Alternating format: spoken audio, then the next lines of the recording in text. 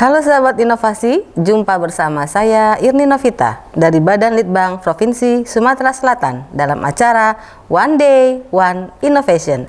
Satu hari, satu inovasi, tiada hari tanpa inovasi. Sahabat inovasi, saat ini inovasi menjadi sebuah keharusan. Dunia terus berubah, maka kita harus adaptif dan inovatif. Untuk menginspirasi, kami hadir dengan para inovator hebat dengan inovasi-inovasinya dalam acara One Day One Innovation. Sahabat inovasi, Indonesia merupakan negara kepulauan dengan lebih dari 13.000 pulau dan 2/3 dari area di Indonesia adalah perairan. Artinya kita banyak diliput oleh laut dan kelautan. Tentunya hasil dari laut dan kelautan ini sangatlah banyak, baik sumber daya hayati dan sumber daya mineral lainnya. Di Sumatera Selatan sendiri, dengan wilayah perairan lebih dari 8.000 km bujur sangkar, tentunya banyak sekali hasil dari laut yang harus kita kelola supaya dapat meningkatkan ekonomi kerakyatan.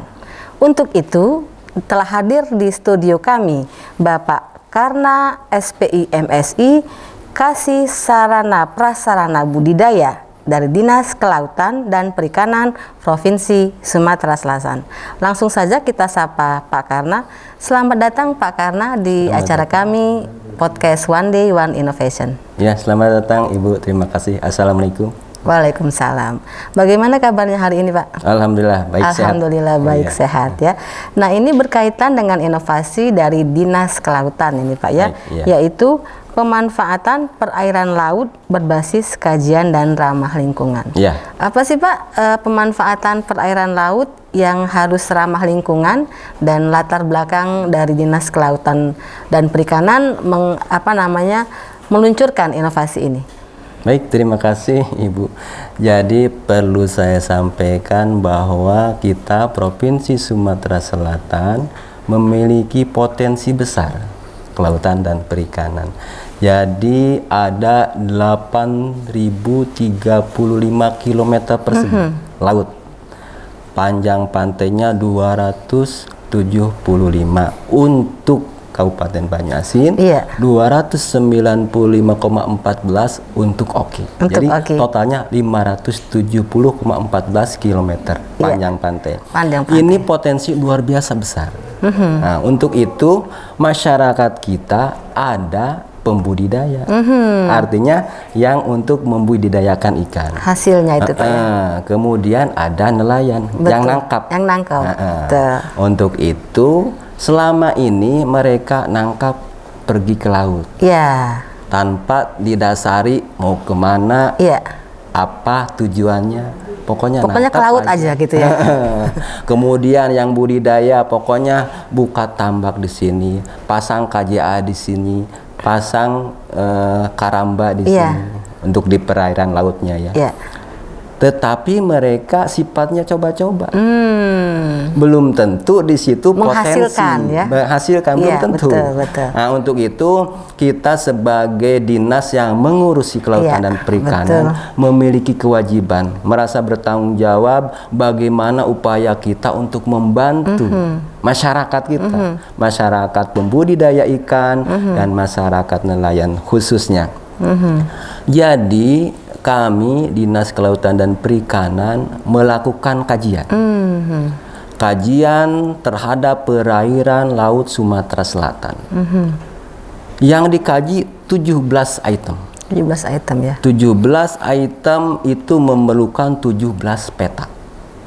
Jadi mulai dari peta batimetri, kemudian dari peta substrat dasar laut, kemudian dari peta gelombang, kemudian peta arus, kemudian peta suhu, kemudian peta kecerahan, kemudian sebaran klorofil, kemudian untuk pH, salinitas, ikan pelagis, ikan demersal, risiko bencana, ekosistem pesisir.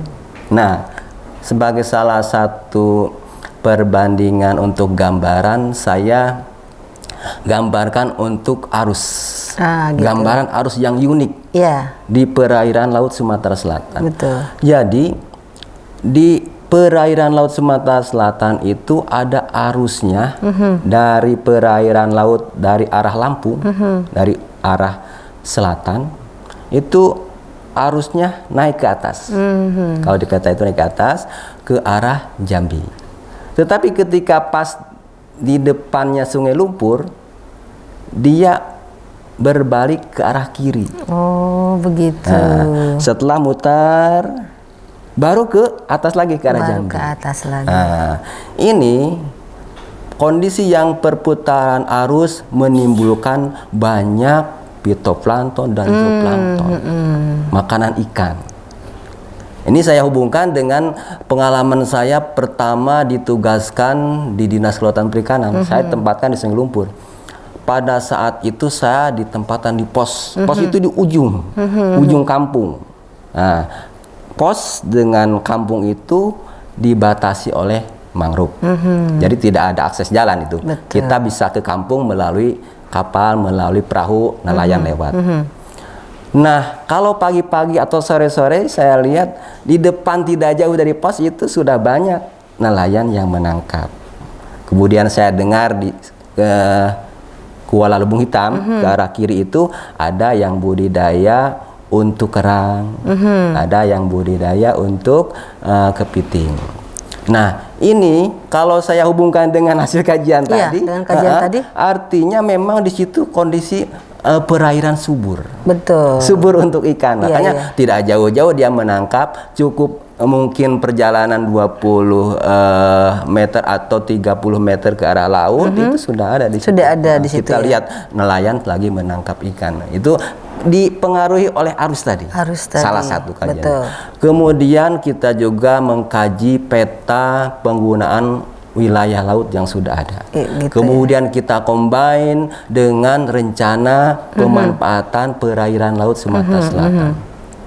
Dari 17 peta yang kita akomodir kemudian di overlay, dihasilkan alokasi ruang mana yang cocok untuk budidaya. Begitu. Mana yang cocok untuk nelayan menangkap ikan. Betul. Mana yang tidak ada ikannya, nah ini ditempatkan untuk DLKR, DLKP pelabuhan. Nah, di mana untuk pasir, karena ada area yang cukup banyak pasirnya. Begitu. Nah, itu diareakan untuk tambang pasir. Tambang pasir. Nah, demikian juga ada alokasi yang berpotensi untuk wisata dialokasikan juga. Gitu ya. Jadi laut kita yang 8.035 km terbagi habis. Terbagi gitu ya. Nah, khususnya untuk pembudidaya tadi sudah tahu sekarang nih. Nah, di sini jadi dari segi salinitas cocok untuk budidaya. Kemudian dari segi kecerahan itu kalau kita masukkan sesidis ketahuan berapa meter.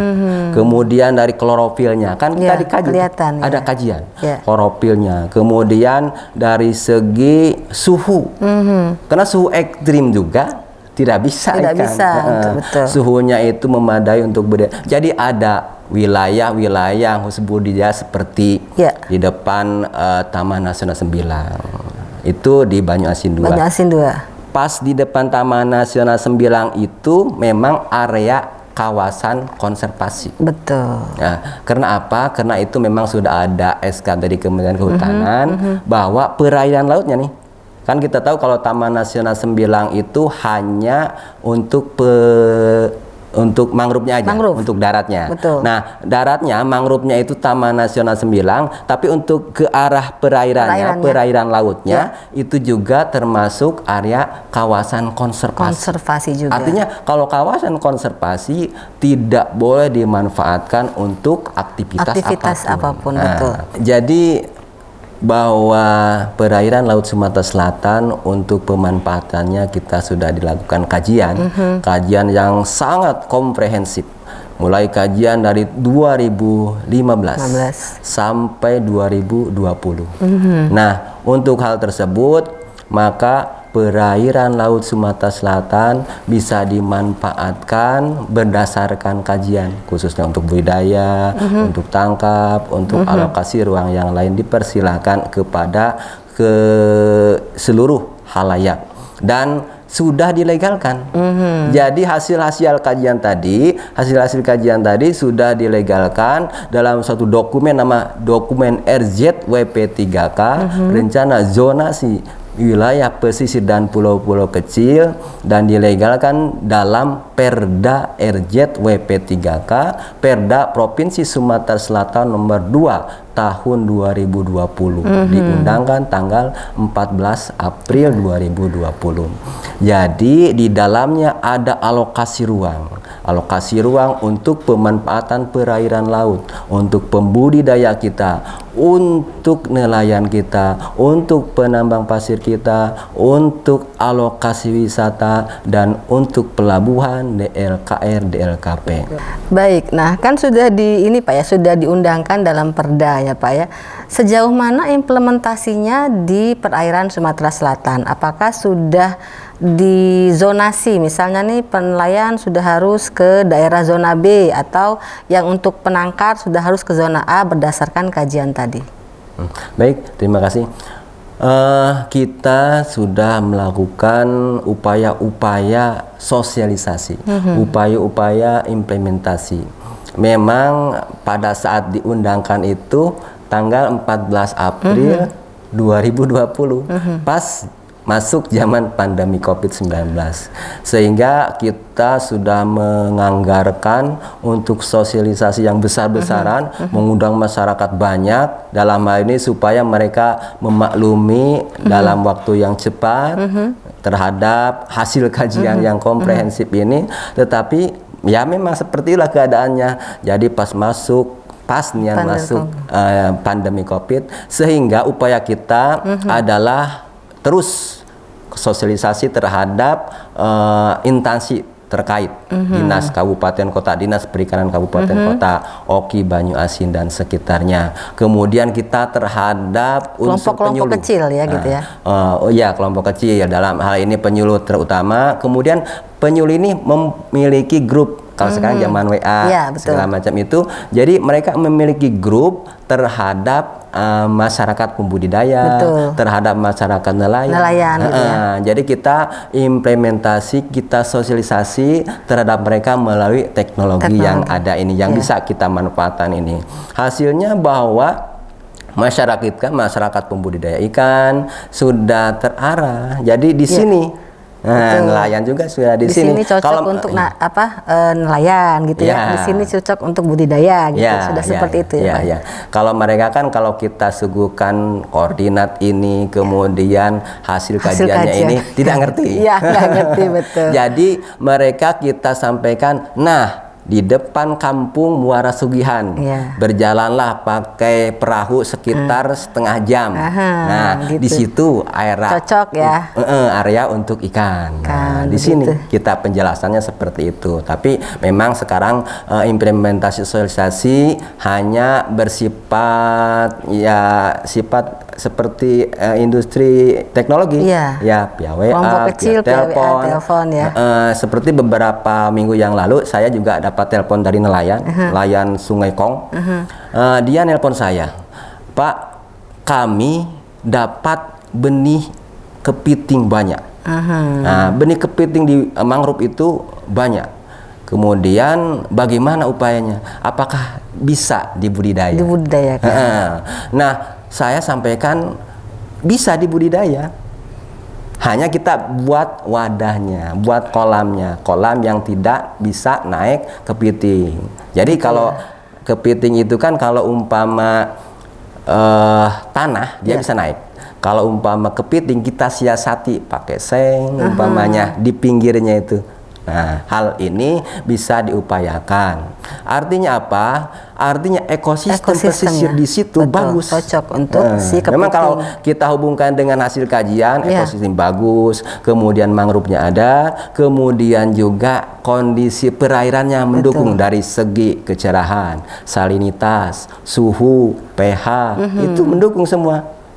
Nah, kalau kepiting dibudidayakan umpama 3 bulan, 4 bulan itu besar. Sudah besar. Alami itu. Tidak memerlukan pakan yang khusus. Gitu ya. Mereka dapat pakan dari keluar masuknya air laut. Nah, setelah 4 bulan dia besar, dia bisa jual, nilai ekonomis tinggi. Mahal ya. kepiting kalau di Gitu pasar ya, biasa betul, udah betul. mahal. Jadi dengan zonasi ini tentunya menguntungkan juga bagi pemangku kebijakan, juga menguntungkan juga bagi masyarakat, baik itu nelayan maupun penangkar gitu Pak ya. Artinya mereka ya. Penangkar dan pembudidaya itu berbudidaya termasuk ikan, kepiting dan lainnya pada zona yang pas ya Pak ya, sehingga bisa menghasilkan banyak. Ketimbang dia melepas saja di daerah mana tapi tidak ada hasilnya gitu. Benar. Jadi kalau kita hubungkan dengan hasil kajian bahwa kajian ini sangat bermanfaat, sangat diperlukan. Sehingga kita mengurangi faktor risiko kerugian. Betul. Jadi kalau umpama ada pembudidaya mau berbudidaya itu tidak mencoba di sini, mau mencoba di situ, tetapi khusus sudah ada areanya di sini tanah perairan yang subur, perairan laut yang subur untuk bisa budidaya. Di sini umpama tempat ikan yang banyak, tempat kita untuk menangkap ikan pelagis umpamanya. Tempat kita menangkap ikan demersal. Nah, ini sudah ada areanya, ada zonanya, sehingga nelayan tidak habis untuk bahan bakar mencari kemana-kemana ya. Jadi mereka sudah terpaku. Umpama di depannya Muara Sugihan, di depan air Sugihan, di depannya Sungai Lumpur, depannya sudah ada Sungai zona Menang. khusus, ada zona-zonanya yang kita bisa sarankan supaya mereka menghasilkan, tetapi mereka juga bisa menghemat dalam pembiayaan. Betul. Nah, dalam hal kan tadi sudah diundangkan dengan Perda pada bulan April 2020. Dari diundangkannya Perda sampai saat ini, Pak, telah dilaksanakan implementasi. Kesan-kesan apa sih Pak yang didapat gitu dalam pelaksanaannya, dalam implementasi pengkajian hasil kajian ini? Baik, jadi memang kondisi kita pas diundangkan itu 14 April 2020, pasnya zaman masuk pandemi, khususnya untuk Sumatera Selatan. Ada area-area larangan untuk mengumpulkan masyarakat banyak. Tetapi kita tetap berupaya terus menggunakan berbagai sarana yang ada sehingga bisa informasi ini sampai di masyarakat. Betul. Dengan informasi sampai kepada sebagian besar masyarakat yang sudah bisa kita sosialisasikan, banyak informasi-informasi atau berita-berita bagus, kesan-kesan yang baik. Oh ya Pak, dengan ini kami bisa langsung ke arah sini untuk bisa membudidaya, ke arah sini untuk bisa menangkap ikan, ke arah sini kita untuk bisa pemanfaatan untuk area-area DLKR, DLKP umpamanya. Nah, untuk hal itu kita sudah merasakan wah berarti ini sudah ada manfaatnya, sudah ada hasilnya, sudah ada walaupun belum optimal. Baik. Terakhir ini Pak, pesan-pesan kepada inovator baik kepada masyarakat nelayan ataupun ucapan terima kasih atas inovasi ini. Silakan Pak. Baik, terima kasih kepada seluruh segenap terutama barangkali yang penyelenggara kegiatan inovator ini, sehingga ada momen, ada wadah untuk kita mensosialisasikan inovasi-inovasi yang bisa dikembangkan di daerah kita Sumatera Selatan. Terima kasih barangkali kami ucapkan kepada Bapak Gubernur, kemudian kepada Bapak Wakil Gubernur dan seluruh segenap jajarannya, terutama kepada Balit Bangda ini, kemudian kepada Ibu Kepala Balit Bangdanya, supaya ini terus bisa dikembangkan kegiatan-kegiatan seperti ini karena sangat bermanfaat, memacu para inovator kita sehingga bisa terus berinovasi di kedepannya sehingga berguna untuk masyarakat kita, masyarakat kelautan dan perikanan di Provinsi Sumatera Selatan. Baik, terima kasih atas kehadiran Pak Karna, SPI MSI dari Dinas Kelautan dan Perikanan Provinsi Sumatera Selatan.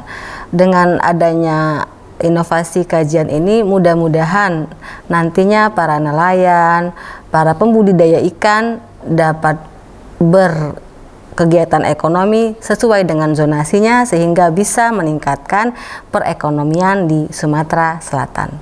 Jangan lupa kita juga punya jurus 4S. Setiap orang adalah inovator, setiap masalah peluang inovasi, setiap solusi harus sinergi, dan setiap inovasi harus konkret hasilnya. Salam inovasi.